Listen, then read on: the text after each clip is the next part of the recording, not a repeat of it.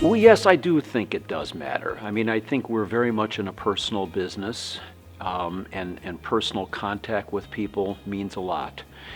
So, but by the same token, because of technology, we can still be close to our people.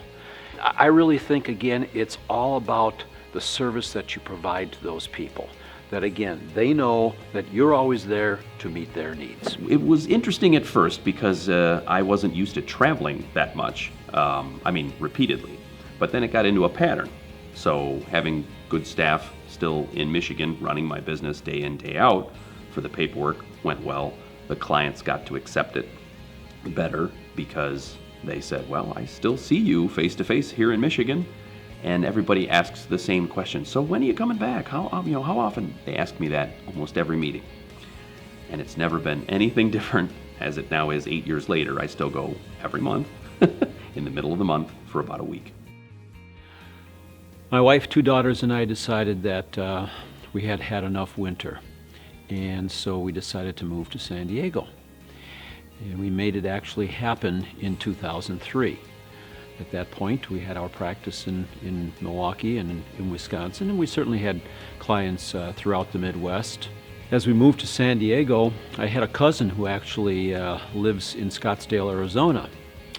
And Roger Verboon sent out an email saying that there was a practice, a Securities America practice, that was for sale.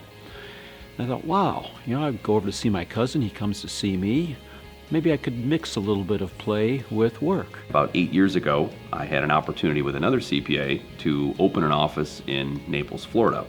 He was already down there in a footprint doing some financial planning work, and we partnered up, and I said, well, I would go run the office. And so I moved my whole family down to Florida, but still kept my Michigan practice. I approached that rep in Phoenix, and he was interested until I told him that I lived in San Diego. He said, oh, I'm sorry, that won't work. I have to have somebody local. He said, I come very frequently and I could be there almost as often as need be. No, that won't work. At one point I said, I'm going to be coming over, Joe. Could we catch a cup of coffee together?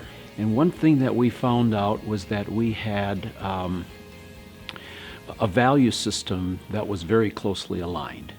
And I think that's very, very important when you're buying a practice. It was interesting when I finally told the clients that I'm moving to Florida versus vacationing more down there. It was a difficult transition because they thought I was like leaving them or I was moving my business also.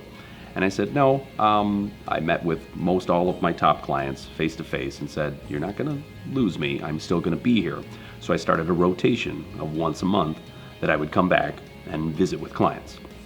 So as the reviews came up, I decided to come up each month, and I said, you'll see me just as you do now, and you won't know the difference that I'm basically living down there.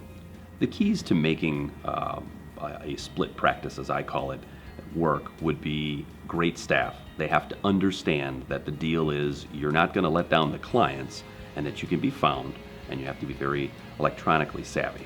So you have to be good with your smartphone or with an iPad or a tablet, because that helps me immensely.